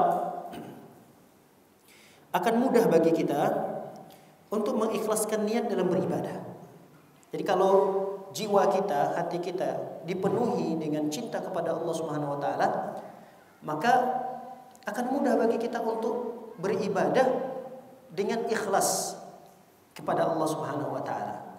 Karena tidak ada lagi rongga atau ruang dalam jiwa kita itu buat hal-hal yang lain daripada selain Allah. Tatkala kita punya jiwa, hati yang itu masih belum sepenuhnya mencintai Allah Subhanahu wa taala, berarti masih ada rongga yang memungkinkan kita beribadah namun dinodai dengan ingin dipuji, ingin dilihat, ingin diakui. Ustaz, saya punya jasa loh dalam membangun masjid ini. Ustaz, saya punya jasa loh dalam membentuk yayasan ini. Ustaz, saya punya jasa loh dalam membangun sekolah ini. Nah, tatkala dia melakukan amalan-amalan yang begitu besar itu, pengen diakui saya berjasa. Ini orang berarti kecintaannya kepada Allah Subhanahu wa taala belum seutuhnya, sepenuhnya. Nah, kita kalau mau berkorban harta, jiwa, raga kita, pemikiran kita, jangan kita pengen diakui, jangan pengen dipuji, jangan pengen dianggap. Udah, kita mau mengerjakan ibadah lillahi ta'ala, karena Allah Subhanahu wa ta'ala. Jelas. Tidak perlu lagi dikembangkan dalam hal-hal duniawi yang itu akan merusak niat kita. Rasul sallallahu alaihi wasallam bersabda, "Ana aghna syuraka'i 'ani syirki man 'amila 'amalan asyraka fihi ma'i ghairi taraktuhu wa syirkahu." Kata Rasul sallallahu alaihi wasallam, "Ana aghna syuraka'i 'ani syirki." Aku orang yang tidak butuh. Aku adalah zat, kata Allah SWT dalam hadis qudsi, aku adalah zat yang tidak butuh terhadap perbuatan syirik dan kepada orang yang melakukan kesyirikan. Aku tidak butuh persekutuan itu. Siapa orang man amila amalan asyraka fi ma'ya fihi taraktuhu wa syirkahu. Siapa orang yang beramal satu amalan yang dia mensyirikatkan, mensekutukan kepada amalan tersebut, maka akan aku tinggalkan orang itu dan aku tinggalkan perbuatannya itu. Tidak, orang tidak butuh. Allah tidak butuh dengan orang tersebut dan Allah tidak butuh dengan ibadahnya. Kemudian yang berikutnya, yang berikutnya akan memilih teman dekat dengan Allah Subhanahu wa taala. Jadi orang kalau sudah memiliki kecintaan yang begitu besar kepada Allah, dia akan memilih teman-temannya dalam bergaul, siapa yang dia temani, siapa orang yang perlu dia tinggalkan. Itu bagi orang yang memiliki kecintaan yang besar kepada Allah Subhanahu wa taala. Tapi kalau kecintaannya tidak sepenuhnya kepada Allah Subhanahu wa taala, dia akan mencari teman yang akan memberikan keuntungan duniawi kepadanya. Dia akan mencari teman yang akan dia bisa mengambil manfaat darinya. Betapa banyak orang mempertahankan pertemanan itu karena ada kepentingan di sana. Oh, saya mau berteman dengan ini. Kenapa dia berteman dengan ini? Karena dia adalah rekan bisnis saya. Kalau orang yang mencintai Allah Subhanahu wa taala, dia tidak akan mencari teman yang hanya sebatas mendapatkan keuntungan duniawi saja. Kenapa saya suka berteman dengan si A ini? Karena si A ini orangnya suka traktiran. Suka traktir. Ingat, teman-teman yang seperti ini akan terputus. Dengan terputusnya tujuan kita berteman itu. Sekali lagi, kita berteman dengan tujuan dunia. Itu ketika tujuan dunia itu terputus, maka terputus pertemanan, selesai, nggak ada lagi pertemanan. Tapi orang yang cinta kepada Allah Subhanahu wa taala, dia akan memilih-milih teman ini. Mana teman-teman yang dia akan habiskan waktunya? Jangan sampai dia berteman kepada orang yang hanya kepentingan duniawi saja yang dia dapatkan dan dia akan menghabiskan waktunya di sana. Jangan. Karena hal itu akan menghabiskan waktunya. Tidak haram, memang tidak haram. Orang berteman, kenapa berteman dengan ini? Ustaz, saya satu hobi dengan dia. Masalah duniawi, nggak ada masalah, silahkan. Cuma berapa lama dia akan berteman? Misalnya sehari ini dengan hobi ini 3 jam, 4 jam. Habis 4 jam, 3 jam itu waktunya. Orang yang habis waktunya tanpa beribadah kepada Allah Subhanahu wa taala, dia akan menyesali kelak nanti pada hari kiamat. Allah akan tanyakan nih, umur kita gunakan untuk apa? Allah akan tanyakan, ya Allah, umur saya sebahagian besarnya saya gunakan menghabiskan kepada teman-teman nongkrong saya doang. Sebagian kecilnya cuma saya gunakan untuk beribadah, sebagian kecilnya lagi untuk duduk di majelis ilmu. Padahal Allah Subhanahu wa taala memberikan waktu sehari 24 jam. Makanya jangan sampai kita punya teman yang teman itu memberikan pengaruh yang tidak baik kepada kita, walaupun tidak sampai jatuh kepada kemaksiatan. Apalagi ada teman yang mengajak dan bergelimang dengan kemaksiatan, itu tentu lebih layak untuk kita tinggalkan. Teman yang hanya sekedar keuntungan duniawi saja, ini nggak boleh kita jadikan teman yang kita habiskan waktu di sana. Karena itu akan menjadi penyesalan kita nanti di akhirat. Al-akhillau yawma idzin ba'duhum li ba'din adu illa al-muttaqin. Kata Allah SWT, pertemanan yang seperti ini yang sekedar menghabiskan waktu, nanti pada hari kiamat satu dengan yang lainnya mereka saling bermusuhan. Kecuali kalau kita punya teman yang dibina di atas ketakwaan. Ini teman-teman yang seperti ini dipertahankan. Si fulan Masya Allah rajin ngaji, si fulan rajin sholat berjamaah. Ini orang seperti ini dekati, gandeng terus tangannya, jangan dilepaskan. Walaupun berat, kalau kita berteman dengan orang-orang seperti ini berat. Gimana nggak berat? Dikit-dikit kita disehati, dikit-dikit kita salah langsung ditegur. Berat kadang kita punya teman yang baik-baik seperti itu. Tapi teman yang seperti ini harus dipertahankan, harus dipaksa. Kadang-kadang punya teman dikit-dikit ngeser yang hadis Nabi, ini tidak boleh, ini haram. Dikit-dikit kita punya teman kadang ngajakin kita masjid, ngajakin kita ayo ngaji. Kadang berat punya teman seperti ini. Tapi teman seperti ini harus dipertahankan. Walaupun harus menghabiskan biaya, harus kita mengorbankan materi kita untuk mempertahankan teman ini, pertahankan. Walaupun sebagian materi kita habis gara-gara mempertahankan teman ini. Tapi ini teman baik. Dan kebaikannya itu bermanfaat untuk kita di dunia dan nanti di akhirat. Ini yang paling penting dalam kehidupan dunia kita. Apalagi kalau kita sudah meninggal dunia. Kita meninggal dunia nggak punya teman, sedih rasanya. Kita meninggal dunia nih, nggak ada teman-teman kita yang baik, yang memberikan kesaksian baik kepada kita. Kita meninggal dunia, udah begitu aja diantarkan di tempat pemakaman, selesai ditinggalkan. Doa ada, tapi sebatas doa basa-basi doang untuk menghibur keluarganya. Semoga suami ibu diampuni dosanya, dirahmati. Kita tidak inginkan sebatas itu. Kita berteman dengan teman-teman yang baik itu. Ketika kita meninggal dunia, ada bekas kebaikan yang kita lakukan di dunia itu, sehingga menjadi persaksian, jadi buah bibir mereka nanti. Ada buah bibir yang mereka ceritakan antara satu dengan yang lain tatkala kita meninggal dunia. Itu yang paling penting.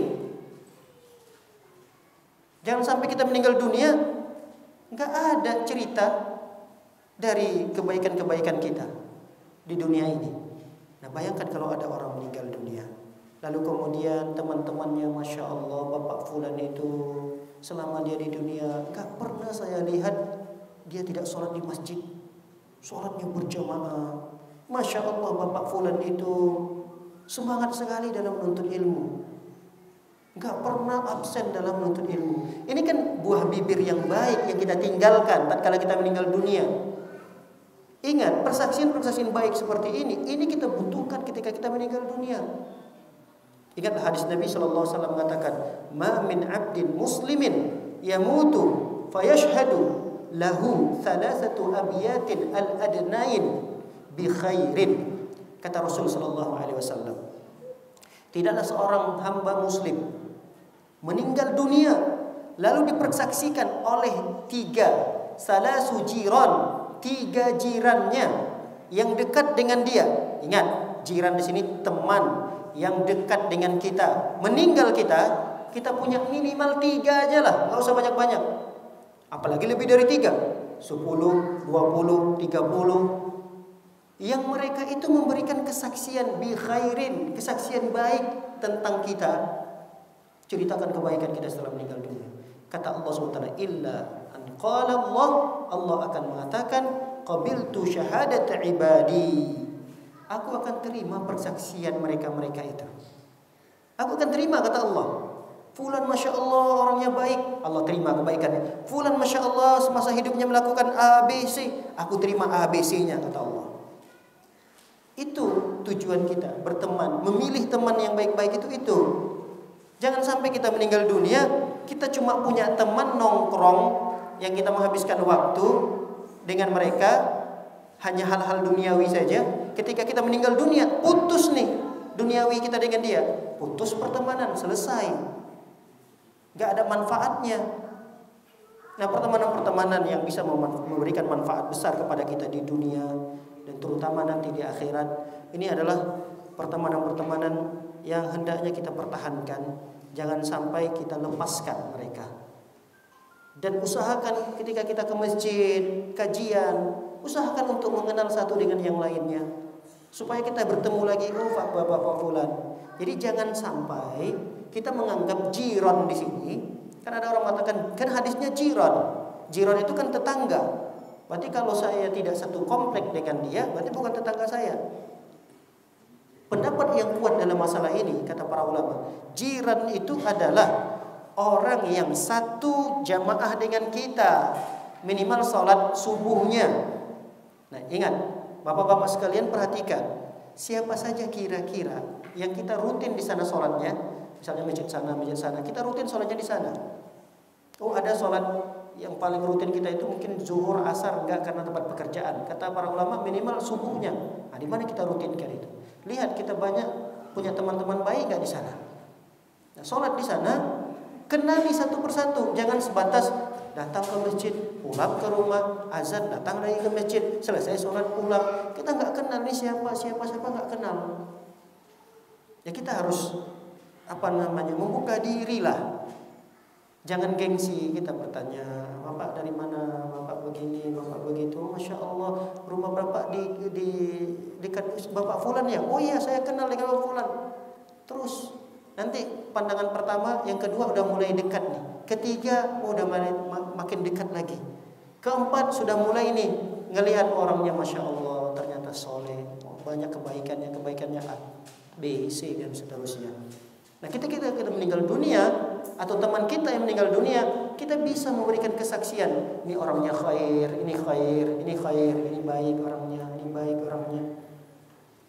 Oleh karenanya para hadirin dan hadirat oleh Allah Subhanahu wa taala, sangat banyak sekali manfaat yang bisa kita ambil tatkala kita berteman dengan orang-orang yang soleh. Baik, yang keenam, apa yang terjadi pada diri kita tatkala hati dan jiwa kita terpenuhi dengan cinta kepada Allah adalah bagaimana caranya kita bisa merasa khusyuk dan lezat dalam beribadah kepada Allah. Orang kalau cinta begitu besar kepada Allah, itu ibadahnya akan terasa nikmat, lezat dia beribadah. Kenapa terkadang kita sholat itu kayaknya terbebani? Padahal kalau dulu Rasul dan para sahabatnya itu sholat adalah mengistirahatkan mereka. Itu istirahat buat mereka gitu. Kalau kita kan, kalau bisa kita diistirahatkan dari amal soleh itu. Merasa kita itu beban doang gitu. Beban ibadah itu kayaknya beban bagi kita. Kita beribadah itu sebatas ingin menggugurkan kewajiban aja. Nggak ada nikmatnya. Itu kan umumnya pada diri kita terjadi seperti itu. Tapi kalau orang yang begitu besar kecintaannya kepada Allah, seberat apapun ibadahnya itu ringan terasa. Perhatikan beberapa kejadian pada para sahabat. Bagaimana sahabat itu bisa menikmati ibadah dalam kondisi mereka terluka. Ada sahabat yang ketika menjaga perbatasan agar musuh tidak masuk ke daerah kaum muslimin, ya mereka isi jaga malam itu, mereka isi dengan sholat malam. Dari kejauhan musuh melihat nih ada orang yang terus berjaga dan dia isi waktunya dengan sholat malam. Dari kejauhan musuhnya nih melesatkan satu anak panah, kena pada sasarannya. Sahabat yang sedang sholat tadi, tertancap anak panah itu pada badannya. Lalu kemudian dia tetap menyempurnakan sholatnya, rukuk lagi dia, sujud lagi. Diambil anak panah yang kedua, dilepaskan, kena lagi pada sasarannya, tertancap dua anak panah pada badannya, 3, 4 dan seterusnya. Tapi dia tetap terus melanjutkan sholatnya. Bisa kita bayangkan gimana dia menahan rasa sakit dalam kondisi dia tetap sholat. Kalau kita kan, masya Allah, gimana caranya dia bisa tetap menyempurnakan dan menyelesaikan sholatnya dalam kondisi dia terluka? Ini kan suatu hal yang luar biasa terjadi. Itu di benak kita, pemikiran kita seperti itu. Tapi itulah yang terjadi para sahabat. Saking mereka bisa menikmati ibadah yang mereka lakukan. Padahal temannya yang sedang istirahat mengatakan, kenapa kamu tidak bangunkan saya? Kalau ada sesuatu, mungkin anak panah yang pertama mengenai dia, itu kan sebenarnya dia bisa bangunkan temannya yang sedang istirahat, supaya temannya membantu, mengejarkah, sehingga dia tidak kena anak panah yang kedua, ketiga dan seterusnya. Apa jawaban dia? Saya tidak ingin terputus dari nikmatnya beribadah kepada Allah Subhanahu wa taala. Dia merasa nikmat sekali beribadah, salat malam itu sujudnya, sehingga rasa sakit sekian banyak anak panah tertancap pada tubuhnya tidak terasa sedikit pun. Seakan-akan ibadah yang dia lakukan itu sebagai bius bagi dia. Saking nikmatnya. Nah, kita bisa nggak sampai pada tingkat seperti itu? Sepertinya berat. Tapi kita tidak boleh menyerah dan tidak boleh berputus asa. Bisa jadi kita bisa sampai pada tingkatan itu atau minimal di bawah itu lagi. Namun ada usaha bagi kita untuk terus meningkatkan kecintaan kita kepada Allah Subhanahu wa taala. Baik, banyak penjelasan-penjelasan terkait dengan kecintaan kepada Allah Subhanahu wa taala ini. Mungkin tidak bisa kita bahas satu persatu, masih banyak yang poin-poin tersisa. Mungkin kita akan tutup satu pembahasan tentang cinta kepada Allah ini dengan mengenali sifat-sifat mereka. Bagaimana kita tahu ini orang cinta kepada Allah, besar kecintaannya kepada Allah. Itu ada sifat-sifatnya. Sifat itu terangkum dalam firman Allah Subhanahu wa taala dalam surah Al-Maidah ayat 54. Dalam surah Al-Maidah ayat 54. Allah Subhanahu wa taala berfirman,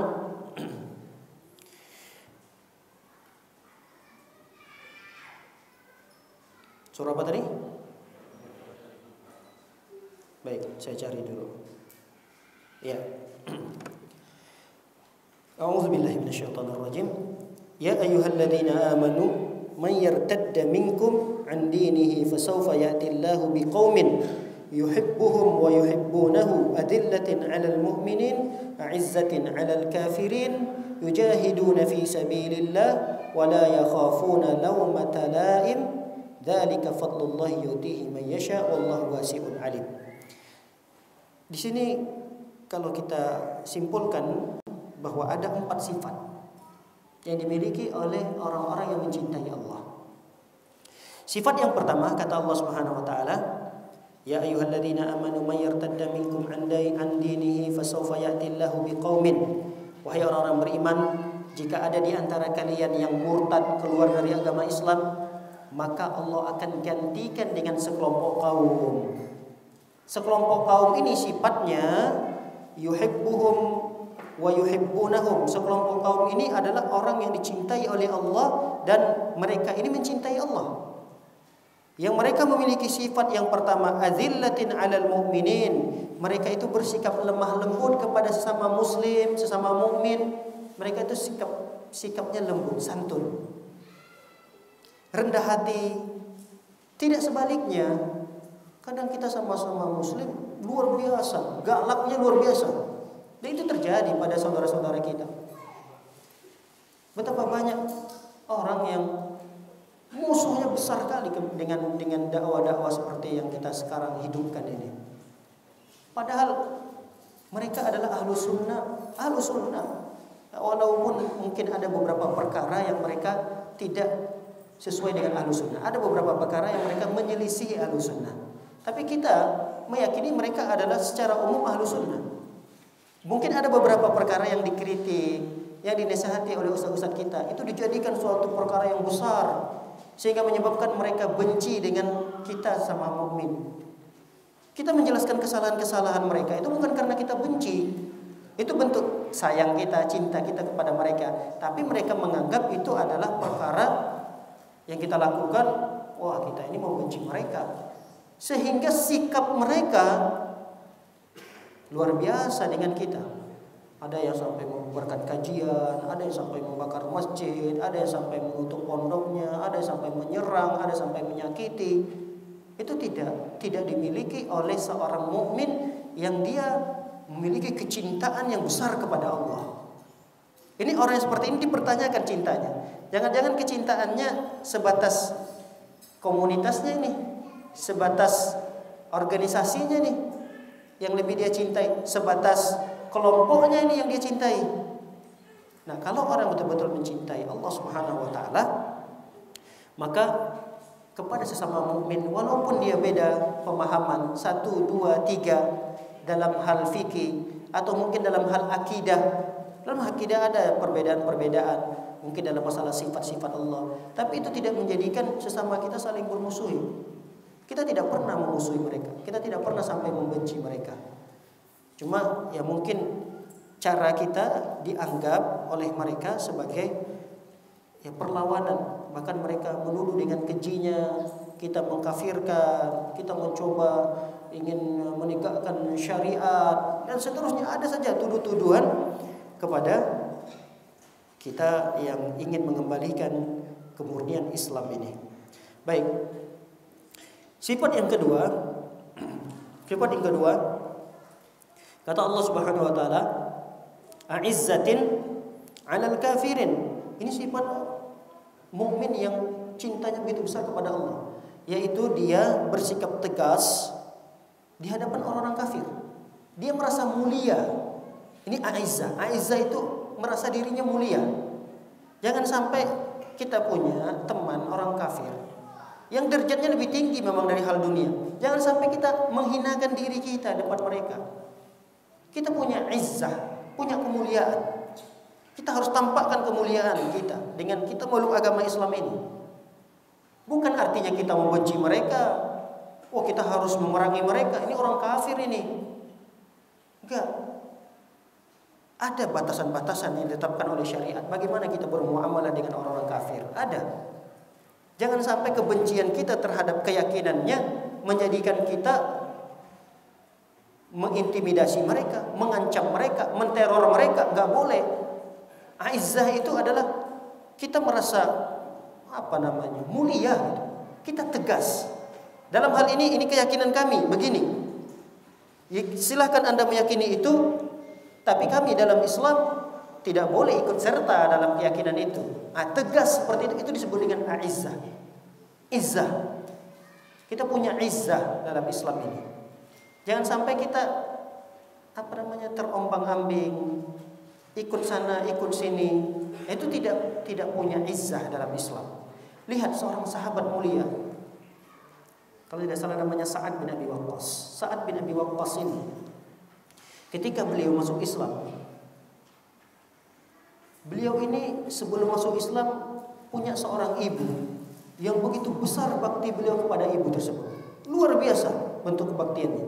Sampai beliau masuk Islam, ini mulai khawatir nih ibunya. Sa'ad bin Abi Waqqas masuk Islam, nanti akan berkurang nih baktinya kepada saya.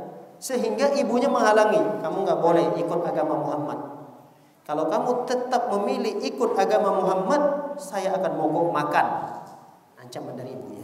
Saya nggak akan makan.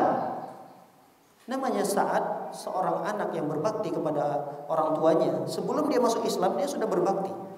Kemudian dia tampakkan baktinya begitu besar tatkala dia sudah masuk Islam. Namun dia mendapatkan ancaman dari orang tuanya sendiri. Kamu kalau tetap berada di agama Muhammad itu, ibu tidak akan makan selama-lamanya sampai mati. Lalu kemudian saat di pagi hari siapkan makanan sarapan untuk ibunya, dibuang oleh ibunya, nanti disiapkan lagi, tidak dimakan, disiapkan lagi, terus begitu. Lihat bagaimana sikap tegasnya saat kepada ibunya ketika itu yang masih kafir. Tegas, tampakkan bahwa dia adalah orang yang mulia. Dengan kemuliaan Islam ini, dia mengatakan kepada ibunya dengan kata-kata yang tegas, tapi tidak sama sekali ada kalimat yang kasar di sana. Tegas tapi tidak kasar. Dia mengatakan, wahai bunda, andai kata engkau ini memiliki 1000 nyawa, 1000 nyawa yang engkau miliki, wahai bunda, satu persatu nyawamu hilang di hadapanku. Hilang satu, sisa, kemudian hilang lagi, hilang lagi. Itu tidak akan menggoyahkan keyakinanku untuk tetap berada di agama Muhammad. Kalimat itu tegas sekali. Setelah ibunya mendengar ucapan dan pernyataan anaknya ini, udah, tidak ada pilihan lagi. Percuma dia tetap mogok makan, karena anaknya sudah mengucapkan, mengutarakan kata yang begitu tegas kepada orang tuanya. Andai kata satu persatu yang dia miliki 1000 nyawa, satu persatu sampai habis sekalipun, sampai yang 999 nyawanya sudah hilang, tinggal satu, itu pun tidak akan menggoyahkan keyakinan saya untuk tetap berada di agamanya Nabi Muhammad SAW. Ini sifat yang harusnya dimiliki oleh orang mukmin tatkala dia benar-benar cinta kepada Allah Subhanahu wa taala. Baik, di antara sifat yang ketiga yang terangkum dalam surah Al-Maidah ini, kata Allah Subhanahu wa taala, yujahiduna fi sabilillah. Jadi sifat orang yang cinta kepada Allah itu adalah orang yang yujahidu fi sabilillah. Mereka itu berjihad di jalan Allah. Tadi berjihad di jalan Allah tadi tidak hanya mengangkat senjata, menerobos saf barisan musuh, tidak. Banyak hal yang bisa kita lakukan untuk menegakkan kalimat Allah Subhanahu wa taala di muka bumi ini. Baik, yang keempat, yang terakhir dari sifat orang-orang yang memiliki kecintaan kepada Allah adalah wala yakhafuna laumata laim. Mereka tidak pernah merasa takut dengan celaan orang yang mencelah.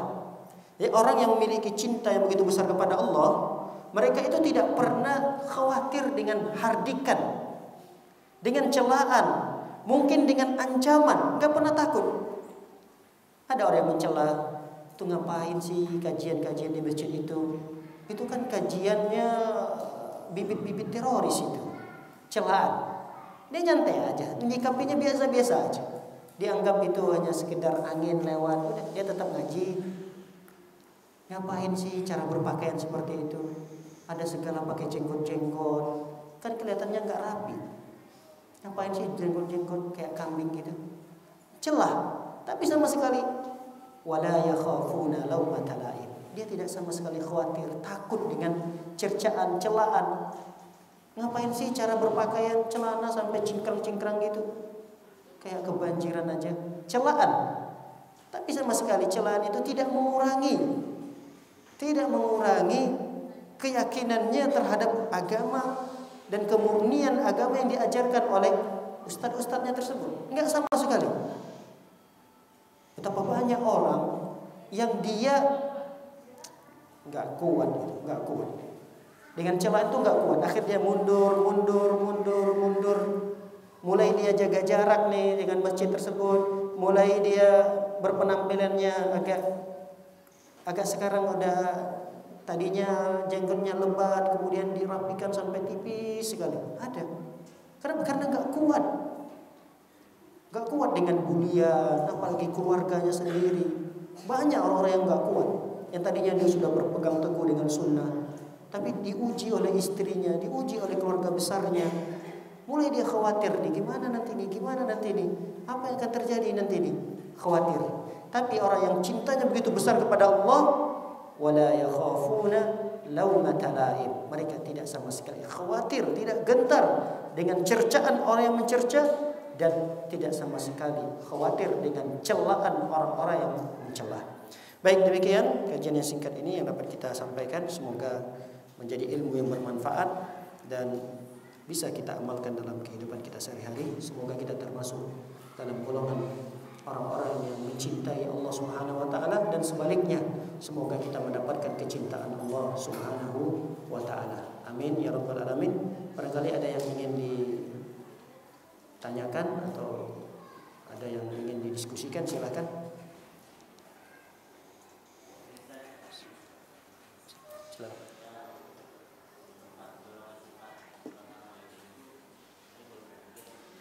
Baru 3. Yang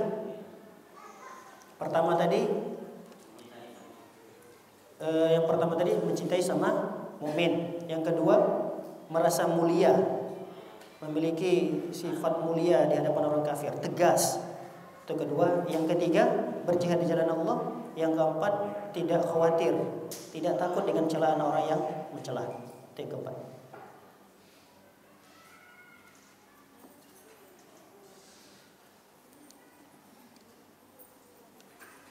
Ada yang ingin ditambahkan lagi? Baik, jika tidak ada yang ingin menambahkan, kita cukupkan sampai di sini. Wassallallahu ala nabiyina Muhammadin wa ala alihi washabbihi wasallam ajma'in. Akhiru da'wana wassallallahu ala nabiyina Muhammad wa ala alihi washabbihi ajma'in. Subhanakallahumma wa bihamdika asyhadu an la ilaha illa anta astaghfiruka wa atubu ilaik. Assalamualaikum warahmatullahi wabarakatuh.